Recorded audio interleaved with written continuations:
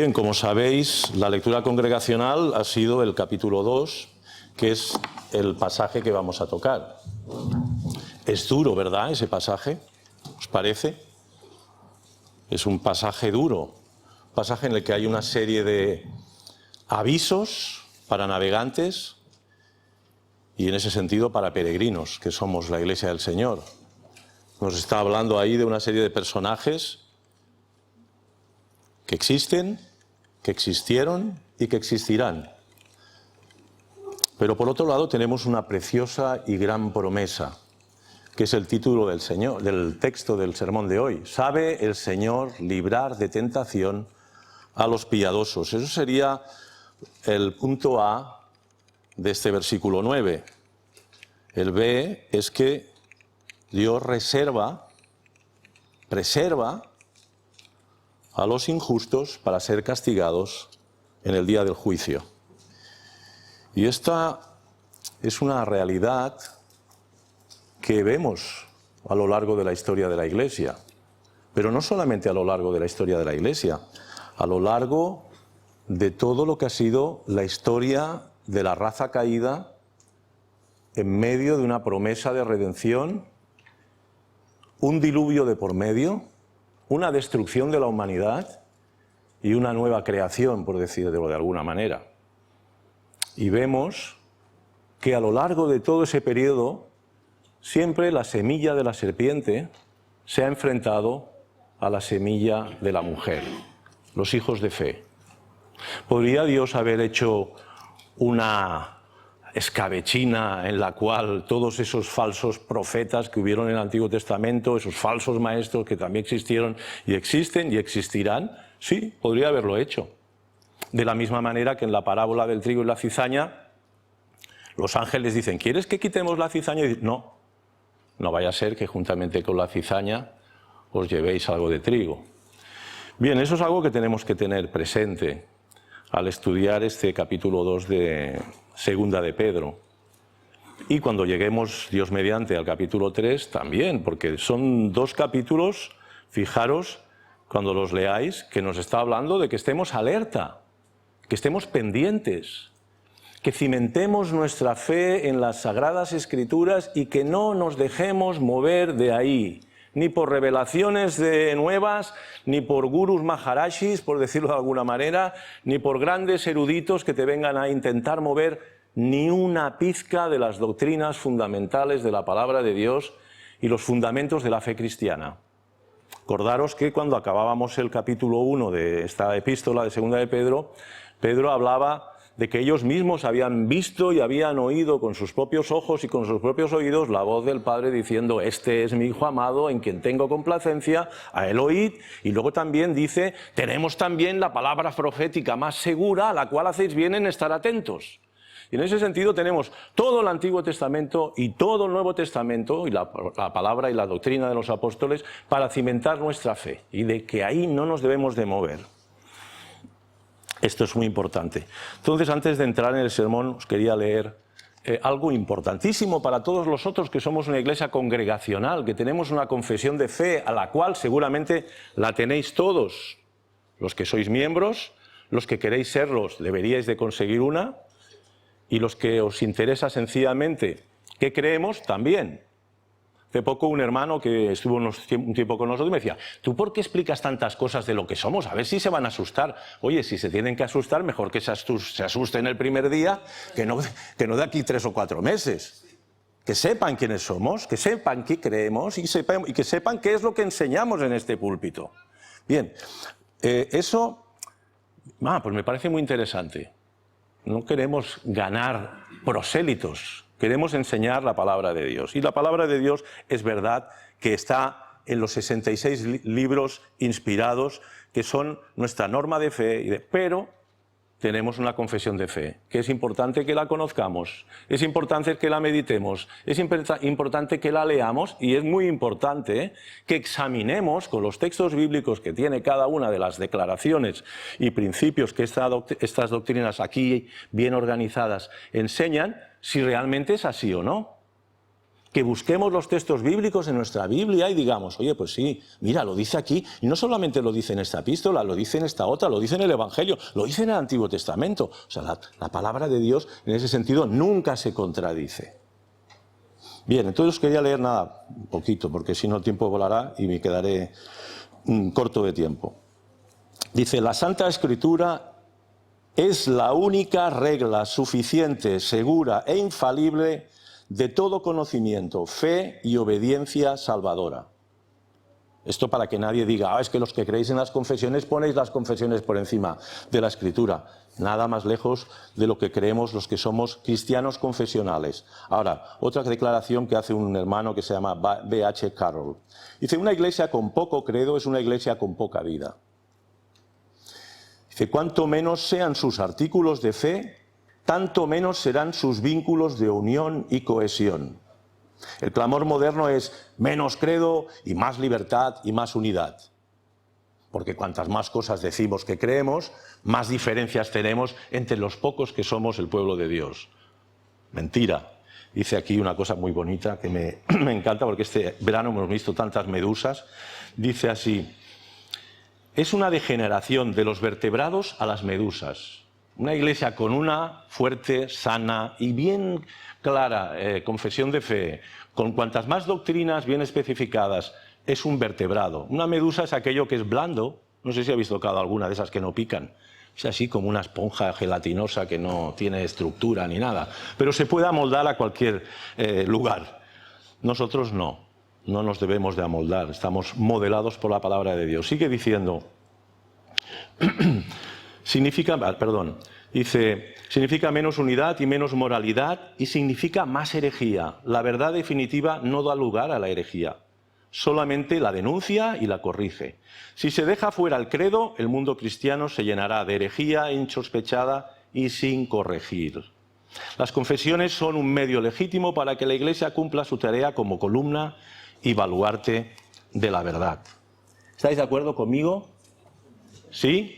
¿Cuántos habéis leído la confesión de fe desde que la comprasteis?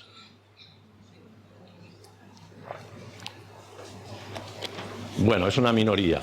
Bien, os estimulo, os exhorto, os animo a que los que la tenéis, la leáis. No hace falta que leáis en un mes.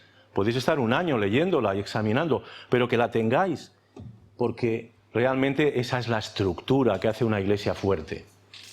¿Vale? Muy bien. Vale, pues vamos a empezar ya con el capítulo 2 y nos dice así, no lo voy a leer entero por el tiempo y además porque lo acabáis de leer. Hubo también falsos profetas entre el pueblo, como los habrá entre vosotros. Falsos maestros que introducirán encubiertamente herejías destructoras y aún negarán al Señor que los rescató, atrayendo sobre sí mismo destrucción repentina.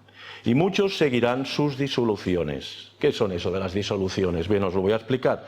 Una disolución es cuando un sólido se diluye. En ese sentido, cuando algo que tiene estructura, que tiene cuerpo, empieza a diluirse, empieza a dejar de ser algo sólido.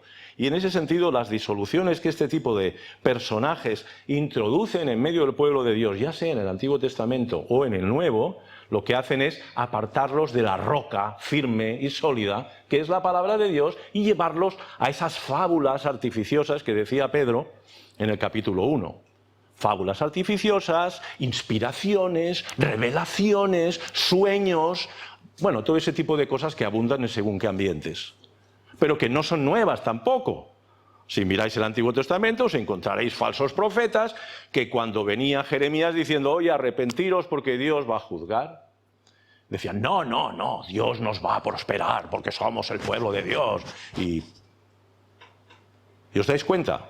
Si hubiesen reconocido y hubiesen estado atentos de lo que la palabra decía en Deuteronomio, de las bendiciones de la obediencia y las maldiciones de la desobediencia, hubieran dicho, tate, que Jeremías nos está diciendo que nos van a venir las maldiciones de la desobediencia por nuestra idolatría, por nuestros adulterios, por nuestras fornicaciones, por nuestra avaricia, por nuestra codicia, por toda una serie de pecados que Israel participaba y practicaba como que somos el pueblo de Dios, pues aquí todo cabe. Y eso era disolver la palabra de Dios, diluirla. Por lo tanto, vemos que aquí Lo que Pedro está avisando no es algo nuevo, es algo que ha existido. Bien, muchos seguirán sus disoluciones por causa de los cuales el camino de la verdad será blasfemado. ¿Cuánta gente no hay que se ha apartado de la fe cristiana por culpa de todos estos elementos? Ya no solamente en el mundo protestante, sino en el mundo católico romano. ¿Cuánta gente hay que no cree en nada y dice, no, hombre, si estos hacen lo que hacen, si estos roban como roban, si estos abusan de niños, si estos hacen pactos con los poderosos, sean unos dictadores, sean unos asesinos, pero la cuestión es estar aferrados al poder, ¿cómo yo voy a creer en lo que ellos enseñan? ¿Es verdad o no? ¿Cuánta gente? No, a mí no me hables, yo ya viví lo que fue el catolicismo y la dictadura en España. A mí no me hables de Cristo. Y algunos que han salido o han vivido el expolio de los G12 y toda esta gentuza, que se han dedicado a expoliar los bolsillos de sus fieles con una especie de cuanto tú más ofrendes, Dios más te bendecirá. ¿Dónde lo dice en la Biblia eso? Que si tú ofrendas 1000, Dios te va a devolver 5000, como las pirámides esas, ¿no? Mira, yo pones aquí 1000 y de aquí unos meses tendrás 5000. No lo dice en ningún sitio. ¿Y cuánta gente no ha salido también desengañada de esto? Bien, pues eso aquí Pedro ya lo estaba avisando. Muchos seguirán sus disoluciones y por causa de los cuales el camino de la verdad será blasfemado. Y por avaricia harán mercadería de vosotros con palabras fingidas. Sobre los tales ya de largo tiempo la condenación no se tarda y su perdición no se duerme. ¿Los va a juzgar ya? El Señor tiene su tiempo, pero los juzga. Los juzga. Y veremos más adelante como algunos ya en el Antiguo Testamento fueron juzgados, pero en el Nuevo también. Bien, aquí Pedro nos pone a todos los receptores de la carta y a nosotros y a todos los cristianos que existan sobre la faz de la tierra hasta que el Señor cierre las puertas del arca y venga el juicio sobre este mundo, nos pone sobre aviso de que toda esta gente estará a lo largo de la historia de la fe entre nosotros.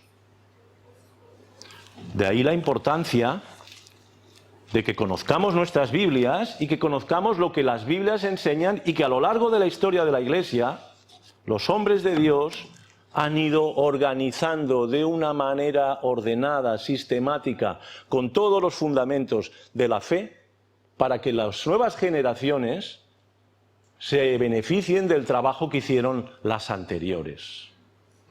Uno dice, no, yo no necesito una confesión de fe, porque ya tengo la Biblia. Lo mismo dicen los testigos de Jehová. Y no creen en la divinidad de Cristo, ni en la divinidad del Espíritu Santo, ni en el infierno. Tenemos la Biblia. Pero la fe histórica, la fe de los apóstoles, la fe de los profetas, la han abandonado. Bien. ¿Qué debemos de hacer nosotros, pues, como iglesia, hoy, en nuestro tiempo? Algunos habéis salido de sitios que nos habéis contado lo que allí pasaba. Y, gracias a Dios, sabe el Señor librar de tentación a los piadosos. Porque muchos hubiesen dicho, no quiero saber más de todo esto. Pero el Señor sabe librar de tentación a los piadosos, porque seguramente que el diablo os estaba susurrando, déjalo. Todo es lo mismo, no vale la pena. El mismo que pone a los falsos pastores, a los falsos maestros, a los falsos profetas, es el mismo que cuando te sacan el dinero, te llevan al huerto y te sacan todo lo que pueden y encima te maltratan, emocional, psicológica y si pueden físicamente en algunos sitios, he visto algunos vídeos que también zurran a la gente. El diablo te dice, déjalo, no vale la pena, todos son iguales. En el fondo, ¿no te das cuenta? Pero el Señor sabe librar de esa tentación a los piadosos. Bien,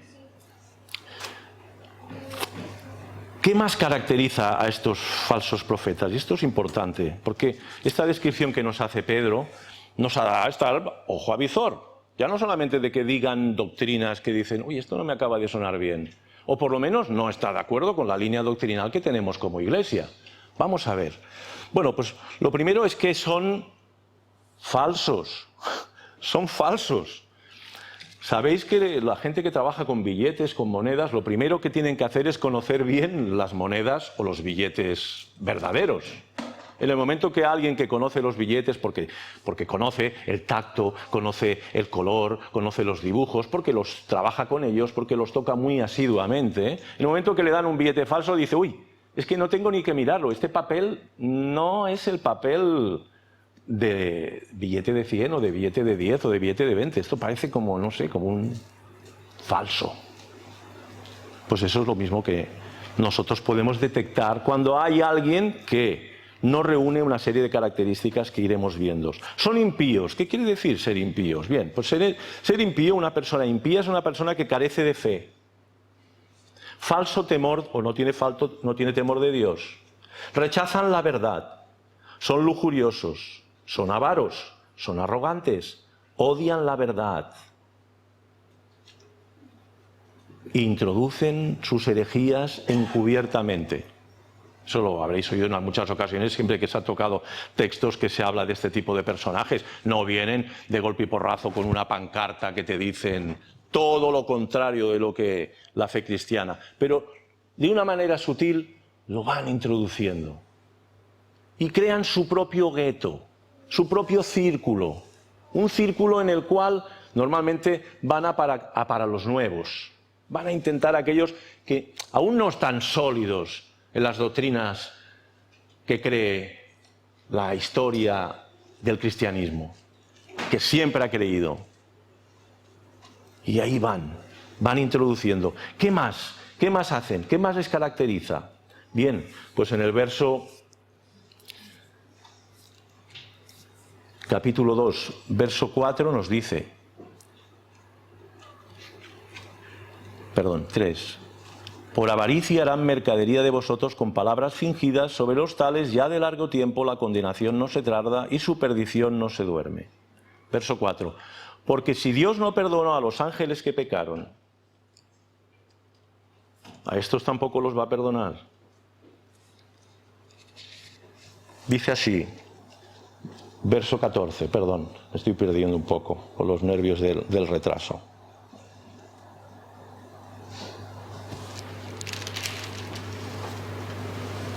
No, claro, me estaba saltando una parte importantísima. Son falsos, son impíos, introducen sus herejías encubiertamente. Aquí viene una pequeña meditación en Génesis 3.1. ¿Qué nos dice Génesis 3.1? La primera herejía que vemos en la palabra de Dios. Esa primera herejía, sabéis quién la lleva a cabo, ¿no? El diablo, ¿no? La serpiente. ¿Y en qué consiste esa primera herejía? Bien, yo os voy a leer rápidamente. Versículo 1. Pero la serpiente, que era astuta más que todos los animales del campo que Jehová había hecho, la cual dijo a la mujer, ¿con que Dios os ha dicho no comáis de todo árbol del huerto? Aquí ya empieza la mentira. ¿Con que Dios os ha dicho que no comáis de todo árbol del huerto? No, eso no le dijo el Señor. Le dijo que podían comer de todos los árboles del huerto, menos del árbol del conocimiento de la ciencia del bien y del mal. Pero ya empieza, con que Dios os ha dicho que no comáis de todo árbol del huerto. Y la mujer respondió, ahí ya se equivocó. La mujer ya le dio pie a una conversación con un hereje. No, ya tendría dicho, tú estás mintiendo, tú estás desviando la palabra de Dios. Dios no solamente no ha dicho esto, sino que no quiero ni oírte. Pero bueno, así empiezan, introduciendo medias verdades o negaciones, o quitando o añadiendo, pero al final el objetivo es diluir lo que Dios ha dicho. La mujer respondió, del fruto del árbol es del huerto podemos comer, pero del fruto del árbol que está en medio del huerto, dijo Dios, no comeréis de él, ni le tocaréis para que no muráis. También aquí algo añade la mujer, porque en ningún lugar Dios dijo que no podían tocar el árbol. Ya vamos viendo cómo la cosa se va liando cuando uno empieza a hablar con un hereje. O sea, no solamente te empieza a meter ideas equivocadas, sino que la mujer ya empieza a meter ideas que no son correctas. Entonces la serpiente dijo a la mujer, no moriréis. Herejía. Dios ha dicho que el que coma del árbol de la ciencia del bien y del mal morirá. La serpiente dice, no moriréis. Niegan la verdad. característico de los falsos maestros o falsos profetas, sino que sabe Dios que el día que comáis de él serán abiertos vuestros ojos y seréis como Dios. Ya eran a la imagen y semejanza de Dios. Sí. Otra mentira, ya Adán y Eva ya habían sido creados a imagen y semejanza de Dios. No así los ángeles, no así los querubines, no así los arcángeles, no así Satanás antes de rebelarse. Adán y Eva sí. Y le dice, sino que sabe Dios que el día que comáis seréis como Dios. Ya eran a la imagen y semejanza de Dios. Puros, perfectos, justos, reflejaban como ninguna otra criatura el carácter del Dios Santo. Y aquí él introduce su herejía. Vio a la mujer que era árbol bueno para comer y que era agradable a los ojos y árbol codiciable para alcanzar la sabiduría. Y tomó de su fruto y comió y dio también a su marido, el cual comió así como ella. ¿Veis las consecuencias de escuchar a los herejes? No, porque yo cuando vienen los testigos de Jehová a mi casa llaman y sí, vamos a hablar. Yo ahora te voy aquí a intentar convencer. No, dice que ni lo recibáis, el apóstol. Si viene alguien con otro evangelio que no sea el nuestro, no lo recibáis. ¿Y cuántas veces no hemos estado ahí hablando no, a ver si los convencemos, a ver si... mi consejo es, no los recibáis. Si te los encuentras en la calle, dice, mira, tú estás predicando una herejía y un día Dios condenará esa herejía si no te has arrepentido de ella. Cristo es Dios. A partir de aquí, tú mismo.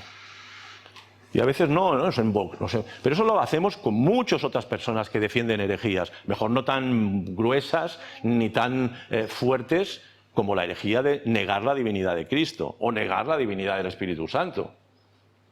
Pero muchas veces nos enredamos puede ser gente que están engañadas porque les han engañado a ellos, pero de momento están expandiendo y esparciendo una falsa y una herejía. Por lo tanto, hemos de tratarlos como lo que son, herejes. Y esa es la actitud que la palabra de Dios nos dice. Cuando venga un hereje a tu casa, no le digas bienvenido. Si quieres, repréndele. Si quieres, exhórtale con la Biblia, que Cristo es Dios. Pero aquello de vamos a hablar, no, porque mira lo que pasa con Eva al final. Bien, sigamos. La simiente de la serpiente, que en Génesis 3:15, y la mayoría de vosotros lo sabéis y no quiero volver a repetirme, a partir de ahí se convierte, después de la maldición de Dios a la serpiente y a su simiente, se caracteriza por andar siguiendo el mismo camino. El camino de la serpiente es de mentira, de engaño, de negar la palabra, de añadirle, de quitarla, y su simiente hará lo mismo. Su simiente hará lo mismo. Y vemos esas consecuencias destructivas que produce el escuchar y creer las herejías que contradicen la palabra de Dios, le añaden, le quitan o la niegan. Bien. Vemos que después de ese encuentro volvemos a ver en el versículo 21 del capítulo 3 de Génesis cómo Dios busca al hombre y a la mujer, le dice ¿dónde estáis? Y seguidamente los cubre. Sacrifica unos animales para cubrirlos. Y ahí vemos, por una parte, el protoevangelio de la gracia de Dios, de que un descendiente de la mujer aplastará la cabeza de la serpiente, pero que será herido en el calcañar. Y por otro vemos cómo Dios cubre a Adán y a Eva de su desnudez. Y a partir de ahí vemos que la historia de la humanidad se divide entre los descendientes de Set y la descendencia de Caín. Y en poco tiempo ya vimos cómo Caín mata a Abel. Y esa división luego, los cainitas por un lado y la descendencia de Set por el otro. Con el paso del tiempo vemos una vez más cómo el pueblo de Dios es sometido por las hijas de los hombres, la descendencia de Caín, que dice que estaban muy hermosas, y se juntan con ellas. Y vemos a dónde les conduce. Desviación de la fe, de la promesa en que un día iba a venir un Redentor que los liberaría de la serpiente y que al mismo tiempo él sería sacrificado por ellos. Viene un diluvio en el cual solamente se salvan 8 personas. Toda esa generación, mientras se construye el arca, se burlan, ridiculizan y, como nos dice Pedro, Noé, pregonero de justicia, está anunciando que va a venir un juicio si no se arrepienten. Y en ese sentido, la promesa de un evangelio ya existía. Hay gente que no lo sabe. Se piensan que el evangelio solamente aparece a partir de que Cristo viene a la tierra. Pero el evangelio ha existido desde el principio. La semilla de un redentor, la promesa de un libertador, la promesa de un salvador ha existido desde la caída. A Adán y a Eva se le dio y a sus descendientes. Otra cosa es que toda una generación, toda una humanidad se perdió. Y 140 años de construcción del arca no hizo nada más que 8 personas llegasen a ser salvas. Abandonando el camino de la fe y viviendo como vivían los cainitas, por mi espada.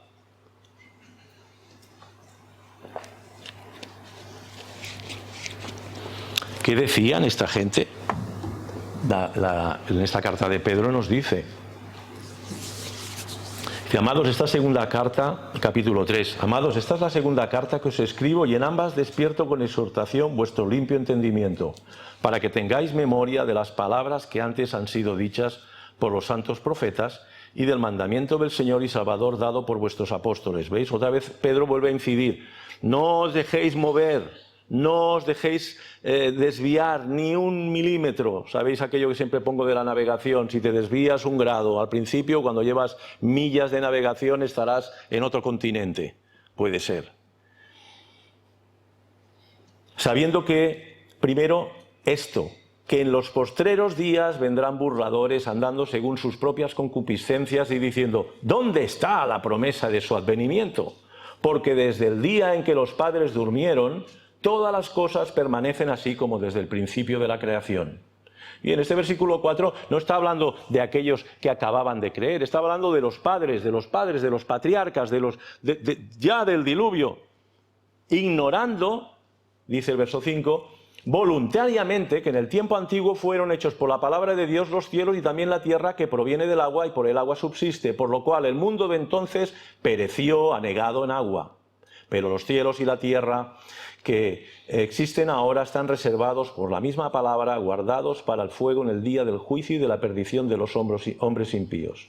Bien, esta gente no solamente ignoraban las promesas de que un día Cristo va a volver, que un día Cristo va a reinar, que un día Cristo va a juzgar los pecados de los hombres, sino que negaban la promesa de que un día vendría un Redentor. O sea, no creían en el Redentor. No solamente no creían, sino que ignoraban que Dios ya había juzgado a la humanidad una vez por agua y que un día la iba a juzgar por fuego. Estaba igual. ¿Por qué? Porque eran hombres sin fe. Eran hombres que no creían la palabra de Dios. Igual como en el pasado, antes del diluvio.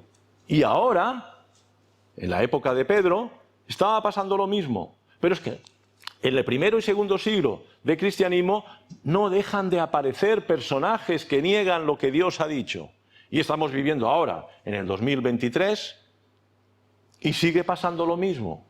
Cada día afloran más engañadores, cada día afloran más personas que tergiversan, roban verdades de la palabra de Dios, las niegan o le añaden, porque reciben nuevas revelaciones. Entonces, tengamos muy presente esto. Como dije al principio, el versículo 9, ¿sabe el Señor librar de tentación a los piadosos y reservar a los injustos para ser castigados en el día del juicio? ¿Dónde hemos de estar nosotros? ¿Dónde hemos de estar nosotros? Los que estamos hoy aquí, los que escuchen este mensaje. Pero ¿dónde? Cuando nosotros prediquemos el Evangelio, ¿dónde quieres tú estar? ¿Con los piadosos o con los injustos? Porque de la misma manera que Dios un día juzgó el mundo y nada más se salvaron 8 personas que estaban dentro del arca, y todo lo demás fue destruido, menos los animales que Dios también quiso guardar, pasará que un día Dios va a juzgar esta nueva creación por fuego. Y es verdad que toda esa gente pulula por ahí. Y nada más tienes que entrar en internet y dices, ¿pero esto qué es? Sodoma y Gomorra, la Torre de Babel religiosa, Babilonia, la madre de las rameras. ¿Qué es todo esto? Es esto. Sabe librar Dios a los piadosos, pero está reservando a los injustos para ser castigados en el día del juicio.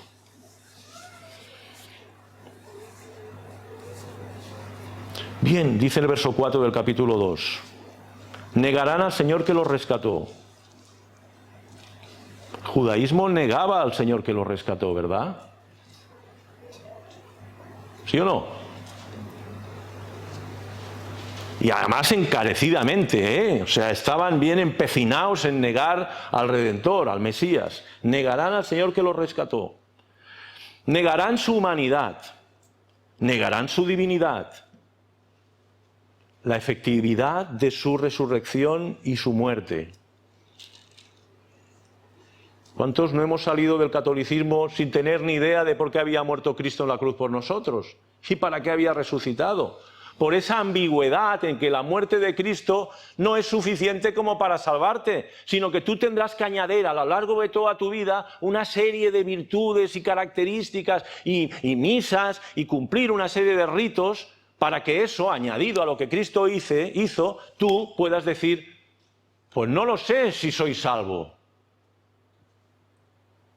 Y eso es lo que hemos escuchado y hemos aprendido muchos de los que nos hemos criado en un catolicismo rancio, que no niega muchas de las verdades de la palabra, pero sí resta, mengua del todo algunas y otras las exalta.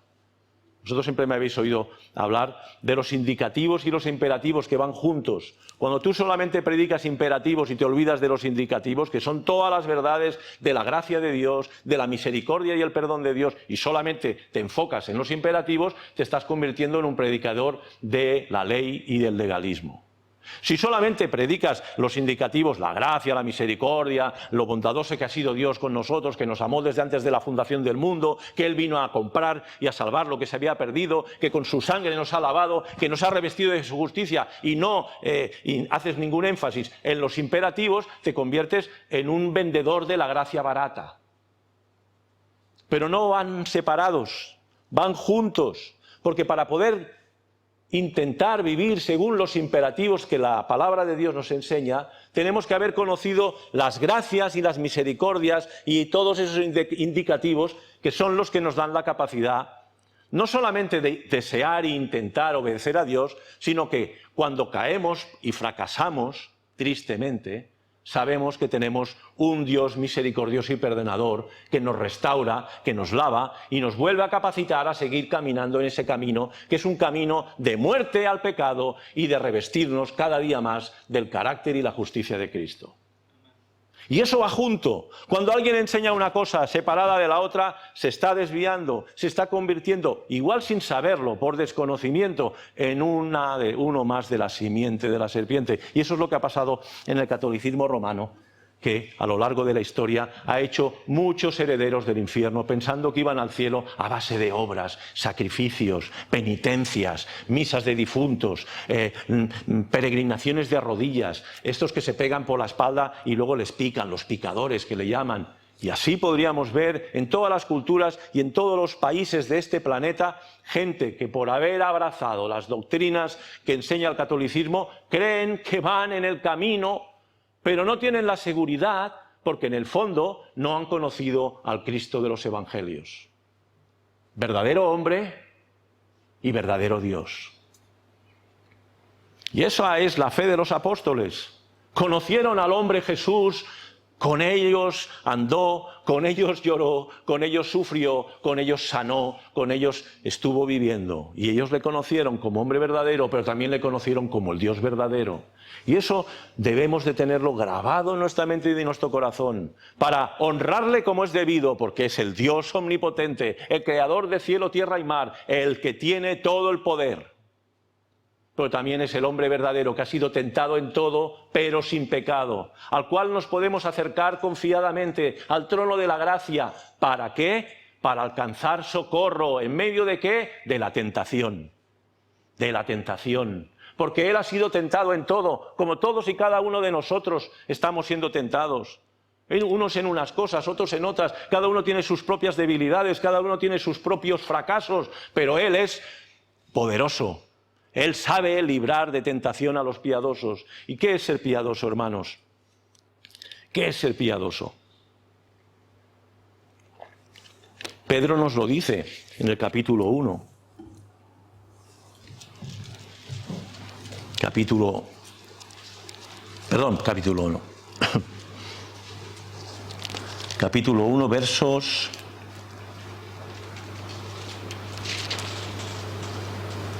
5. Vosotros también, poniendo toda diligencia por esto mismo, capítulo 1, verso 5, vosotros también, poniendo toda diligencia por esto mismo, añadid a vuestra fe virtud, a la virtud conocimiento, al conocimiento dominio propio, al dominio propio paciencia, a la paciencia piedad, a la piedad afecto fraternal y al afecto fraternal amor. Porque si estas cosas están en vosotros y abundan, no os dejarán estar ociosos ni sin fruto en cuanto al conocimiento de nuestro Señor Jesucristo. Bien, todas estas cosas a las cuales nos hemos de dedicar de una manera diligente, caracterizan a un hombre y a una mujer piadosas. Pero ¿habéis visto cómo comienza? Añadid a vuestra fe virtud. ¿Y a qué fe se está refiriendo? Pues a la misma fe que empieza en el versículo 1 del capítulo 1. Vosotros tenéis, verso 1 del capítulo 1, tenéis una fe igualmente preciosa que la nuestra. Una fe igualmente preciosa que la nuestra. La fe de los apóstoles. Una fe en la que descansa verdaderamente en esto que os he estado haciendo énfasis una y otra vez. ¿Quién es Jesús? ¿Qué ha hecho Jesús? ¿Qué ha dicho Jesús? Y seguirle. ¿Tenéis lo de los dibujos? ¿Hoy? ¿No? ¿Sí? Bien. Pues mira, relacionado con esto que acabo de decir y lo que habéis estado escuchando antes, os voy a dar una imagen para que la plasméis ahí en el dibujo. ¿Sabéis o habéis visto alguna vez en los lagos, en los pantanos, dicen que en los mares, yo no lo he visto nunca, a veces se generan unos remolinos? En las bañeras, ¿no lo habéis visto cuando sacáis el tapón de la bañera? Que se hace un remolino. Y el remolino en el centro, es profundo y va hacia adentro. En el exterior son como círculos concéntricos que se van de una manera cada vez más difuminado, ¿no? ¿Os podéis imaginar un lago? Y en medio del lago un remolino de estos, que en el centro cada vez se va cerrando más, hasta que al final chucla. ¿Vale? ¿Veis la imagen del remolino? Bueno, entonces, ahora vamos a Primera de Pedro. Sed sobrios y velad, porque vuestro adversario el diablo, como león rugiente, está mirando a quién absorber. La Reina Valera dice devorar, pero la palabra griega es absorber, atraer. Y en ese sentido, veis la tentación, que es como esa especie de torbellino que va dando vueltas, que cada vez se va yendo más hacia el centro, y al final de ese centro está el diablo con sus mentiras y sus engaños intentando atraer a los creyentes hacia sus mentiras. Bien, entonces, en el otro lado del torbellino, una gran cruz, en la cual aquel que está nadando en medio de ese lago ha de nadar hacia la cruz para ser librado de las mentiras y los engaños del diablo. ¿Veis? ¿Veis la imagen? A mí me gusta. veo ese lago, veo ese mar, el torbellino ahí, que te va absorbiendo y además tú te quieres alejar y te está chupando, te está absorbiendo. Y la cruz de Cristo. Venid a mí todos los que estáis trabajados y cargados, que yo os haré descansar. Acerquémonos el trono de la gracia para alcanzar el oportuno socorro en medio de la tentación. Y Él nos librará. Bien, una vez dicho esto, proseguimos.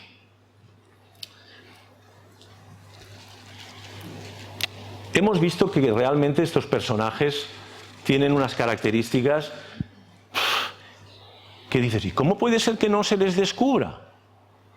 Son falsos, no son piadosos, son avaros. En el capítulo 2, verso 10 dice, siguen en la carne, andan en sus concupiscencias. Concupiscencia quiere decir codician lo prohibido. Desprecian el señorío, no quieren rendir cuentas ni ser supervisados, se ponen en otro nivel. Son atrevidos y contumaces, versos 10 y 11. En el verso 13, tienen por delicia el gozar de los deleites cada día y se recrean en sus errores, no se arrepienten, por más que les digas. Y tenemos el caso de Ofni y Fines, no sé si os conocéis, ¿os acordáis de Ofni y Fines, los hijos de Elí? Los hijos de Elí, vamos, era horroroso lo que hicieron, desviaron al pueblo. ¿Qué hacían estos personajes, sacerdotes de Israel? Lo que os decía que ya existieron en el pasado. Cuando la gente venía al templo a sacrificar sus víctimas expiatorios de sus pecados, normalmente se ponían a asar y los sacerdotes podían comer de esa carne. De alguna manera era un simbolismo de cómo el sacerdocio arónico se identificaba con los pecados del pueblo y podían comer de esa carne, solamente los sacerdotes. Bien, pues estos no querían carne asada, ni carne hervida, querían carne cruda. ¿Por qué querían tanta carne cruda? Pensad que allí iba mucha gente a sacrificar animales.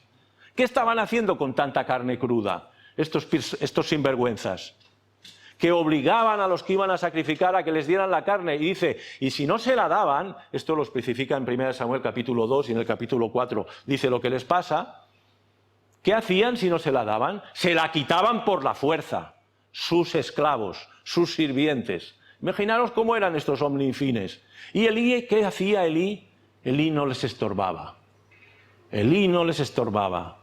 Y eso es un aviso para nosotros. Cuando vemos que alguien se desvía y no le decimos nada, cuando vemos que alguien actúa inadecuadamente, sea un hermano, el más sencillo de la iglesia, o sea un pastor, o sea un predicador, o sea un maestro, y no le decimos nada, nos estamos convirtiendo en un Elí. Un Elí que dice, son mis hijos, estáis haciendo mal, pero no hacen nada. Los debería haber expulsado del sacerdocio. Los debería haber sacado del templo, porque estaban desviando. Y no solamente hacían eso de la carne, dice más en ese capítulo 2. Dice que dormían con las mujeres que iban al templo. Y dormir no solamente de dormir. ¿Os podéis imaginar qué corrupción y qué hacían estos personajes? Que mucha gente ya no iba al templo. ¿Para qué voy a ir al templo? Si están ahí una colla de ladrones. Pero es que eso lo vemos cuando el Señor. ¿Qué pasa cuando el Señor viene y ve lo que están haciendo de la casa de oración? ¿Qué hacen? Pues muy bien, aquí lo dice. Evangelio de Lucas, capítulo 19, 45 y 48. Nos dice, está escrito, mi casa será llamada casa de oración para todas las naciones. Esto está en el libro de Isaías, capítulo 56, 7.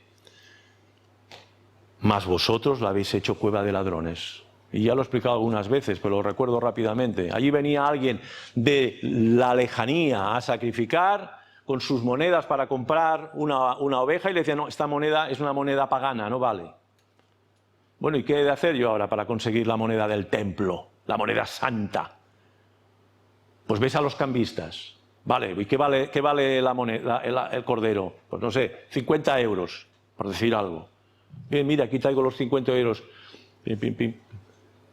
25, me has dado al cambio 25 euros. ¿Qué necesito ahora para comprar el cordero? Bueno, es que la moneda es moneda santa. Por lo tanto, tienes que poner en vez de 50, 100 euros para que a ti te salga cuenta. O sea, estaban comerciando con lo sagrado. Estaban manipulando y utilizando al pueblo que venía a adorar a Dios para su beneficio económico personal. Y eso pasa, ¿verdad? ¿No? ¿No pasa? Y a veces nosotros miramos el catolicismo con sus indulgencias en la Reforma Protestante, sus misas de difuntos, sus misas de purgatorio. Ahora ya no creen, ya no hay purgatorio, pero durante siglos se han enriquecido con el purgatorio. Pero ¿cuántos hay que no están vendiendo agua del Jordán para las oraciones de los enfermos? Y tierra de Israel, porque es la tierra santa. Y telas de no sé qué ungidas porque el pastor G12 se la ha puesto encima y tiene poderes salvíficos y sanadores. Son estos ovnis y fines que se enriquecen con la piedad. ¿Y qué hemos de hacer cuando vemos algo parecido o que nos huele a eso? Denunciarlo, sin miedo. Ahora, hay iglesias en las que no se puede denunciar. ¿Por qué no se puede denunciar? Porque allí el G12 dice que ese hombre es un apóstol, es un profeta de Dios. Y tú, que eres una especie de nada, ¿le vas a llamar la atención al ungido de Jehová? ¿Y cuántos no conocéis vosotros que aún siguen engañados en esos guetos de mentira y de engaño? Nosotros debemos de denunciar eso. Porque ¿sabéis de dónde sale el G12? San Ignacio de Loyola, fundador de los jesuitas. Hermanos, que hay algunos que se las dan a evangélicos y que están utilizando técnicas que los jesuitas llevan años y años utilizando. Y no olvidemos que el Opus Dei y los jesuitas son dueños de medio mundo. Entonces, te vienen, no, si yo soy evangélico, no, perdón, tú no sé si eres evangélico, sé que levantas una Biblia en la mano, pero no sé ni si la conoces. No, son hermanos. Y a veces, desde luego, algunos habéis salido. Mi mujer la conocí en un mundo de estos que se tiraban por los suelos y cantaban en lenguas y todo eso. Y ella, pobre, ahí estaba. Yo fui a rescatarla, por la gracia y la misericordia de Dios. Pero era horrible. Siguen en Ibiza, ¿eh? Hay una iglesia sana, pero hay una iglesia que siguen con todo este folclore. Y ya todos somos hermanos. Hermanos, las confesiones de fe nos protegen, nos sirven para detectar dónde está la verdad y dónde está la mentira, porque es verdad que en la palabra de Dios está toda la verdad, pero no vamos a utilizar ni aprovecharnos de aquello que Dios, por su Espíritu Santo, ha enseñado a lo largo de los siglos a su iglesia. No, yo no necesito nada, porque yo, con 10 minutitos que leo la Biblia cada día, ya tengo bastante. Presa fácil, presa fácil. Sed sobrios y velad, porque vuestro adversario, el diablo, como león rugiente, está mirando a quién atraer, absorber. Gente que igual ha tenido una experiencia milagrosa. Hace poco hablaba con alguien de aquí de la iglesia, de un familiar que fue sanado de una enfermedad que no tenía solución. Y fue sanado. Pero el mismo que oró para que se sanase esa persona, si pudo, les quitó todo lo que pudo. Acordaros de la sentencia del Señor a aquellos que le decían, Señor, Señor, y dice, ¿por qué me llamáis Señor, Señor, y no hacéis lo que yo os digo? Acordaros del Shamá Israel, oye Israel, y oye Israel es obedece Israel. Y en ese sentido, el Señor es muy claro y muy contundente. Obedeced al Señor antes que a los hombres. Obedezcamos a la palabra de Dios antes que a los hombres. No nos dejamos mover de la roca firme. Hablan palabras infladas y vanas, seducen con concupiscencias de la carne.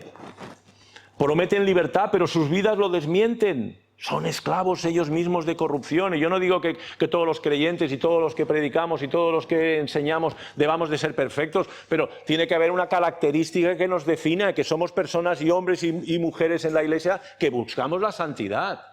¿Cómo puede ser que haya gente que predique y que se sabe que hay historias raras en su vida? A nivel moral, a nivel económico y a muchos otros niveles. Ya está totalmente fuera de lugar. Y si encima a alguien le llama la atención, a ese lo echan de la iglesia. ¿Cómo puede ser que todo eso se tolere y se acepte? Prometen libertad, pero sus vidas los desmienten. El perro vuelve a su vómito y la puerca lavada a revolcarse en el cieno. Son palabras duras y contundentes. Algunas de estas palabras de estos últimos versículos del capítulo 22 dan a entender que la salvación se puede perder. No está hablando de salvos, está hablando de estos falsos apóstoles y estos falsos maestros. De todos estos hombres que en algún momento de su vida, en el peregrinaje de su vida, han conocido la verdad. Han conocido la verdad, pero no ha transformado sus corazones, ni sus pies, ni sus vidas.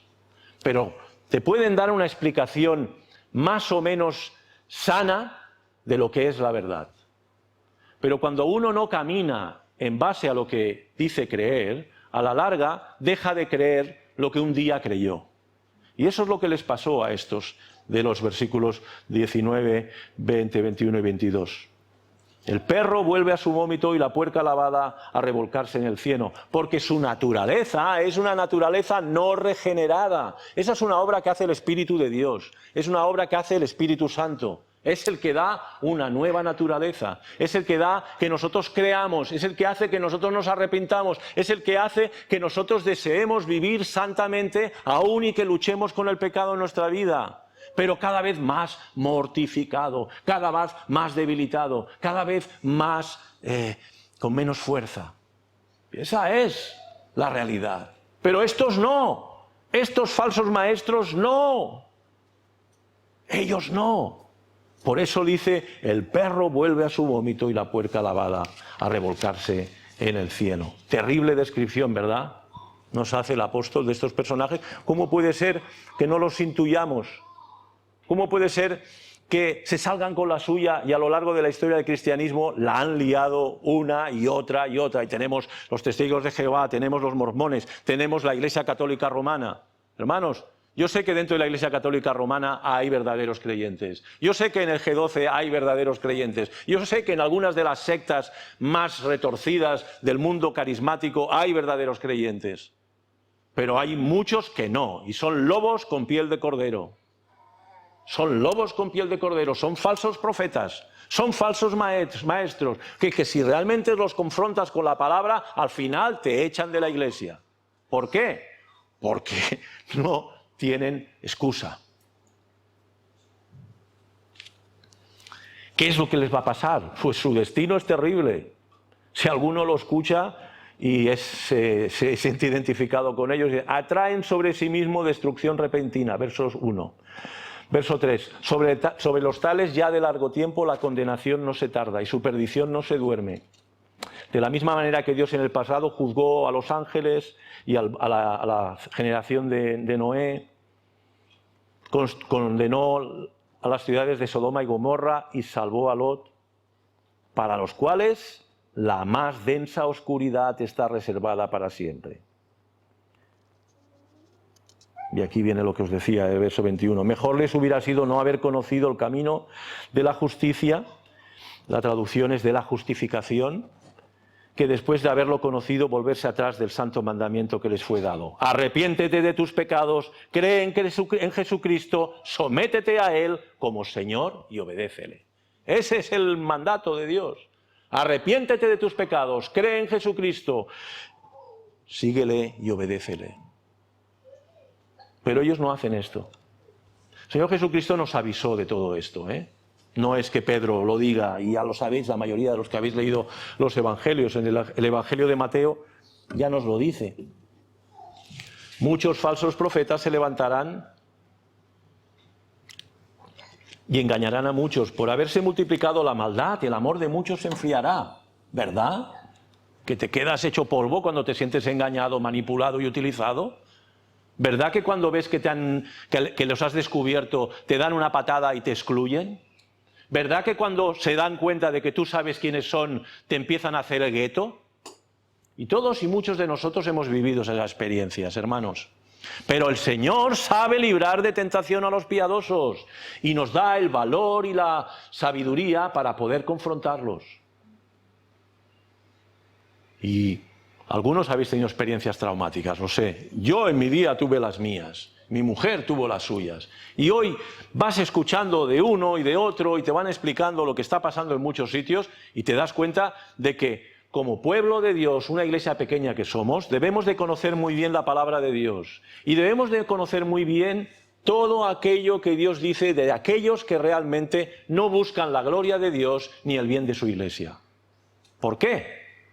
Porque si no, seremos como Elí, que viendo lo que hacían sus hijos, no hacía nada. Hijos, ¿pero por qué hacéis estas cosas? ¿Cómo que hijos, por qué hacéis estas cosas? Una patada y fuera, hombre, que están llevando al pueblo a no venir a adorar. Están llevando al pueblo a decir, no, hombre, no, si esto se me lleva en la carne, ¿para qué voy a asarla? Pues mira, me la como en mi casa. Y encima a las mujeres que iban a dormir allí se acostaban con ellos. Y él no hacía nada. Bueno, la realidad es de que mueren los hijos de Elí y muere Elí. Y mueren las iglesias que no hacen nada para frenar eso, cuando lo están viendo, lo están intuyendo. Claro, es difícil a veces, hermanos, pero Dios sabe el Señor librar de tentación a los piadosos. Que este texto nos quede bien grabado en el corazón y en nuestras mentes. ¿Para qué? Para que seamos piadosos. Para que seamos piadosos. Porque podemos, bueno, como el Señor me va a librar, como el Señor ha dicho que me va a librar, la condición es que seamos piadosos. Si no somos piadosos, si a nuestra fe no le añadimos virtud, si a nuestra virtud no le añadimos conocimiento, si al conocimiento no le añadimos piedad, si a la piedad no le añadimos afecto fraternal y si al afecto fraternal no le añadimos amor, vamos a ser zarandeados, vamos a ser fustigados y al final doloridos y traumatizados. Por lo tanto, seamos piadosos y el Señor nos guardará. Y Él ya se encargará de aquellos que están reservados por su injusticia a ser castigados en el día del juicio. Dice que su perdición no se tarda. Bien, por sus frutos los conoceréis. No todo el que me dice Señor, Señor entrará en el reino de los cielos, sino el que hace la voluntad de mi Padre que está en los cielos. Muchos me dirán en aquel día, Señor, Señor, ¿no profetizamos en tu nombre y en tu nombre echamos demonios? ¿Cuántos de todos estos, igual que están robando, están exorcizando gente y están maldiciendo al diablo y le están reprendiendo y yo te ato, o no? Pues aquí hay una sentencia muy fuerte que dice el Señor. No saben lo que están haciendo. No saben lo que están haciendo. Mirad lo que dice el verso 19. Les prometen libertad y son ellos mismos esclavos de corrupción, porque el que es vencido por alguno es hecho esclavo del que lo venció. Ciertamente, si habiéndose ellos escapados de las contaminaciones... Ay, perdón, me estoy equivocando de versículo. Aquí.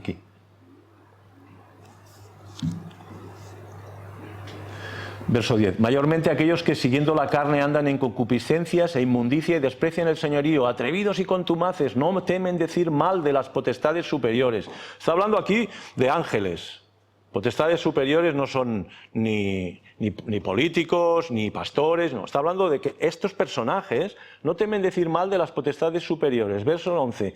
Mientras que los ángeles que son mayores en fuerza y en potencia no pronuncian juicio de maldición contra ellas delante del Señor. Pero estos, hablando mal de cosas que no entienden como animales irracionales nacidos para presa y destrucción, perecerán en su propia perdición. Nosotros podemos orar por alguien para que el Señor le guarde del diablo y el Señor nos enseña a orar. Líbranos del mal y líbranos del malo. Pero empezar a reprender al diablo y entrar en una especie de lucha de esas de exorcismos que vemos en algunos ambientes, entre comillas, no quiero decir ni evangélicos porque ya... Bueno, eso es de la película del exorcista. Y eso viene del catolicismo, ese tipo de cosas. Pero el Señor, tú ves los exorcismos que hay en la Biblia, tú ves esa especie de diálogo con el diablo en el que me tienes que decir cómo te llamas, cuántos sois y tus nombres. ¿Lo veis en algún sitio? Bueno, pues dice que cuidado para ellos. Cuidado para ellos.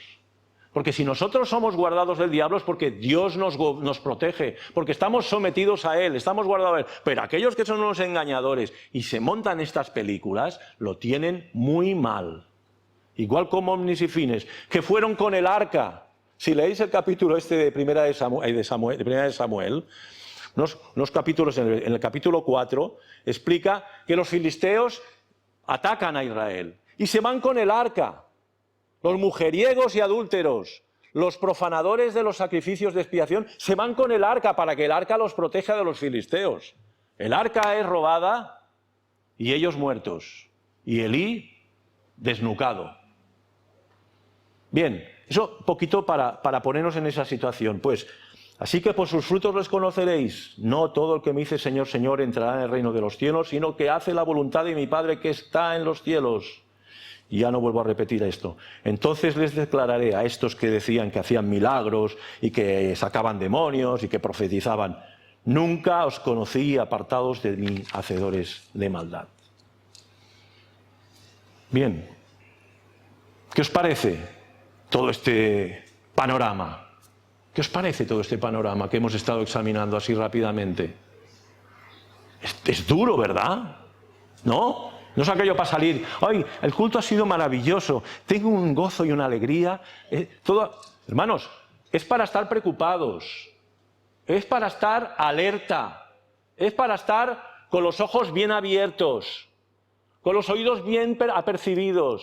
Y como dice Pedro, sed sobrios y velad, porque vuestro adversario, el diablo, está mirando a quién absorber. Y él tiene muchos cánticos. Hay cánticos de sirena, como los de Ulises, que iban a los acantilados, y hay otros que dejan a la gente adormecida. No se enteran de que se están quemando. Y otros son de ataque. Pero en todo eso sabe el Señor librar de tentación a los piadosos y nos podemos acercar libremente al trono de la gracia para alcanzar el oportuno socorro en todo tiempo, hermanos. Pero, por favor, seamos responsables. No puede ser que después de años de ser hijos de Dios, de haber ido a los pies de Cristo, de haberle dicho, lava mis pecados, Señor, y gracias por haber muerto en la cruz, conozcamos poco al Dios de la palabra. Y sí, al Dios que es bondadoso y amoroso y tierno, y es como una especie de Papá Noel que me lo da todo, y al que yo puedo ir en cualquier momento a pedirle que me solucione los problemas en los que me he metido y que me arregle todo lo que yo he roto. Seamos piadosos, hermanas y hermanos, seamos piadosos, que la gente que nos conozca no solamente por lo que hablamos, sino por qué carácter tenemos, cómo somos. ¿Realmente somos como Cristo? ¿Nos parecemos, como decía en la oración Adrián, nos parecemos un poquito más a Él cada día? ¿Anhelamos eso cada día? Porque esa es la llamada, ¿eh? Esa es la llamada. Y sé que nos queda mucho, pero vamos a seguir adelante, vamos a seguir intentándolo, vamos a tomar la cruz cada día, confesando lo que vemos que hay que dejar ahí muerto en la cruz y revestiéndonos más del carácter de Cristo. ¿Queremos eso? ¿Sí o no? ¿Lo queremos? ¿Queremos que de aquí 2 años miremos para atrás y decimos, ¡ay, qué cambio ha hecho el Señor conmigo! ¿Cómo me ha cambiado? ¿Cómo ha cambiado mi vida? ¿Cómo ha cambiado mi matrimonio? ¿Cómo ha cambiado mi relación con mis hijos y con mi mujer y con todo? Con mis compañeros de trabajo. Porque el Señor sabe hacerlo, ¿eh? Nosotros no. Nosotros nos tenemos que dedicar, tenemos que poner empeño, pero al final la gloria es para Dios. Sola Escritura, solo gracia, solo fe, solo Cristo, solo Cristo y solo gloria a Dios. Solo gloria a Dios, aquí las tenemos, no para hacer bonito, es para que las tengamos grabadas en nuestra mente y en nuestro corazón. Y podemos decir solo gloria a Dios porque en el fondo somos conscientes de que si hemos llegado a algún lugar en nuestro peregrinaje es solo por Dios. Si no estaríamos enredados en tantas y tantas historias que hay, que dices, es que esto es como una especie de laberinto. No tengo tiempo. Había preparado un montón de herejías que han acompañado al cristianismo a lo largo de todo este tiempo, en las cuales se repiten. A veces unas son moralistas extremas y otras son laxas y vergonzosas. Y todo eso ha estado dentro del cristianismo desde el primer siglo. los nicolaitas, que habla en la carta a los Efesios, en Apocalipsis. ¿Sabéis quién eran los nicolaitas? Pues eran una gente que se ponían por encima del pueblo. O sea, había el pueblo. Y ellos estaban arriba. Nada más lejos de lo que la palabra de Dios enseña en cuanto a lo que es una iglesia. Eso lo habéis conocido, ¿verdad? El sacerdote. ¿No le ibais a besar la mano en el pueblo cuando lo veíais por la calle? Hijos míos.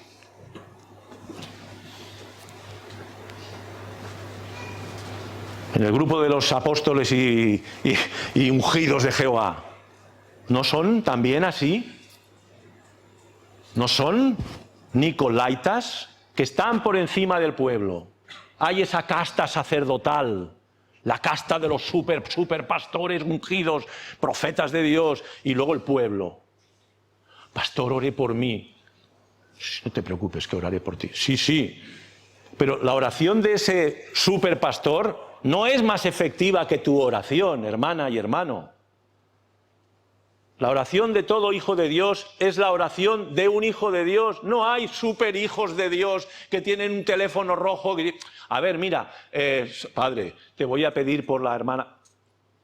Hemos de orar los unos por los otros y la palabra de Dios nos lo enseña.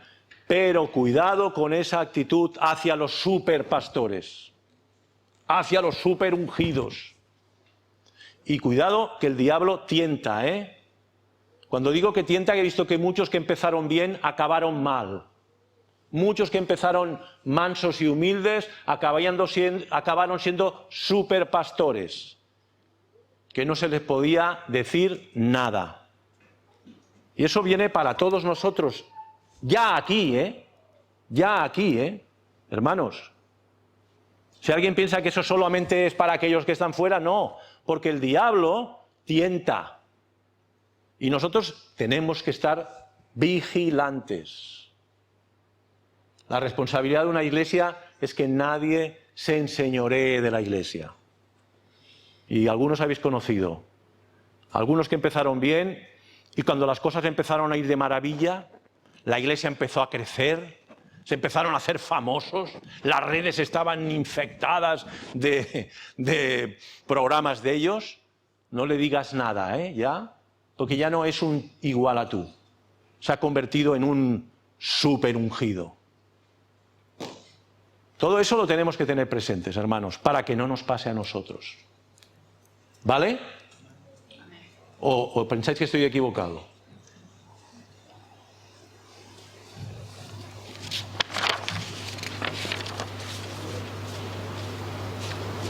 Y voy a acabar. Por tanto, teniendo gran sumo sacerdote que traspasó los cielos, Jesús el Hijo de Dios, retengamos nuestra profesión, porque no tenemos un sumo sacerdote que no pueda compadecerse de nuestras debilidades, sino uno que fue tentado en todo, según nuestra semejanza, pero sin pecado.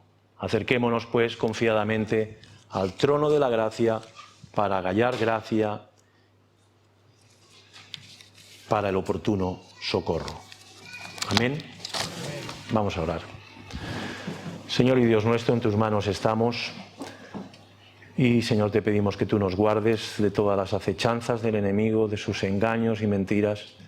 Que tú nos ayudes, Señor, a ser una iglesia fuerte, una iglesia que se aferra a tu palabra y, Señor, pues que no se deja mover. Guíanos y guárdanos, bendice el resto del día. Cuida, Señor, de tu pueblo, de tu iglesia sobre la faz de la tierra. Bendice, Señor, a todos aquellos que tienen que conocerte aún para que, Señor, sean ganados por tu Espíritu y llevados a la fe y al arrepentimiento en tu Hijo Jesucristo. Señor, a ti nos encomendamos en el resto del día y te damos gracias en el nombre y por los méritos de Jesús. Amén.